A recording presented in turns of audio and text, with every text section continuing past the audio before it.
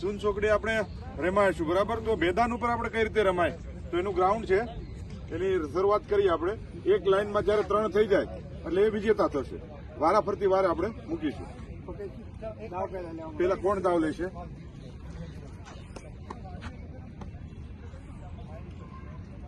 ચાલો,